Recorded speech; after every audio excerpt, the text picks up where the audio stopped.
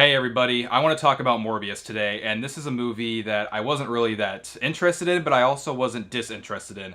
I like the most recent Spider-Man movie, and seeing the trailers for Morbius and seeing that Michael Keaton is coming back, so Vulture may be in the movie, and then there's that one shot in the trailer where you see Tobey Maguire's Spider-Man suit kind of like plastered on the back wall somewhere, kind of spray painted, kind of muraled out back there, and so I thought, okay, maybe they're trying to tie it in. This might be kind of cool. Plus, I just kind of want to see how Jared Leto played Morbius. Listen, I'm not going to I don't want to give away exactly what the trailer does differently because it could possibly be a spoiler. I'm just going to say the trailer is very misleading in some aspects, and I really didn't like that. I hate when movies kind of, they do certain things. It's one thing to have a reshoot, and maybe something that was in a trailer 6 months before the movie came out is no longer in the movie. But this movie, the trailers are an example of, I feel like, just like false advertising in a way. And as a whole, I really did not like this movie. And the reason I did not like this movie is it's really quite plain and simple.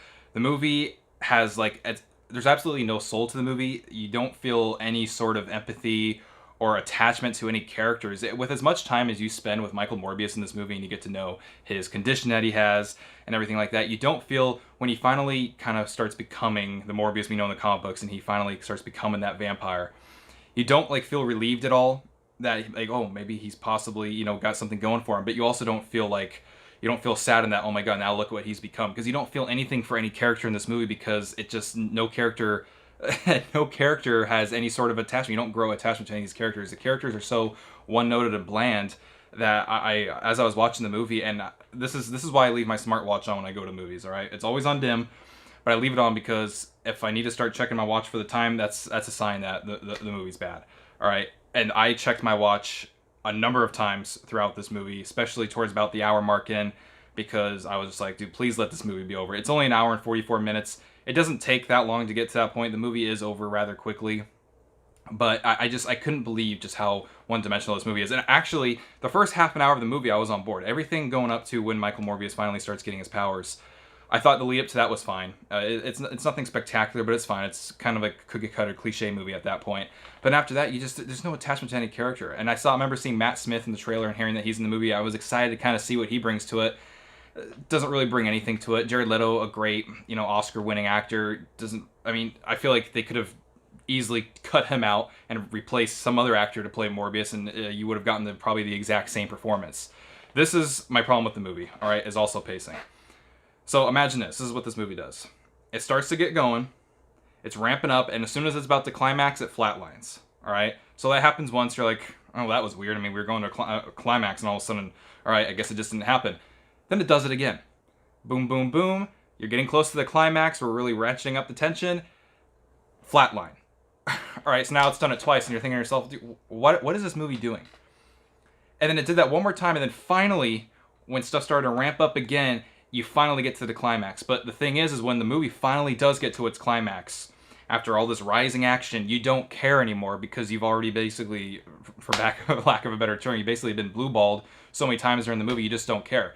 And the ending fight scene is just this CGI, I hate to just say the word CGI mess, because there's a lot of movies out there, whether it be like the Transformers movies or stuff, which also kind of suffer from this. But some movies have a lot of CGI, like the Avengers movies, and they still carry some weight to it. This movie, the camera's going all over the place. Morbius and the villain, I'm not going to give anything away, are fighting, and you don't feel it. You literally feel nothing. Each punch thrown, each time they claw at each other, you don't feel anything because you just don't care. So when the movie finally decides to really retch up the tension and finally climax for you, you literally just don't care. And that's the problem with this movie is it's so one note, you don't care about any of the characters, that every time there's a consequence for a character, or every time we should feel some sort of sigh of relief, oh, a character made it through it, oh, they're still there, they're still alive. It doesn't matter, because you don't care. And that's my biggest issue with this movie.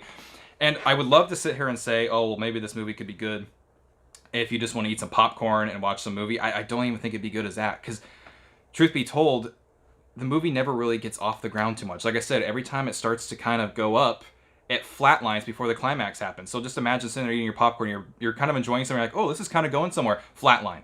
And you're like, okay. It's not a fun popcorn movie. It really isn't. And I'm not saying every movie has to be, But when a movie has nothing else going for it, sometimes it could fall back on the fact that it is just a fun popcorn movie. And Morbius, to me, just absolutely failed in that aspect. And it sucks, too, because, like I said, Jared Leto's a great actor. You have Matt Smith in this movie. You got good talent in this movie. You know, you got Michael Keaton and everything, who I feel like was just a complete waste in this movie. I will say there are some... It's a Marvel movie, so of course there's some ending credit stuff, so stay for the ending credits.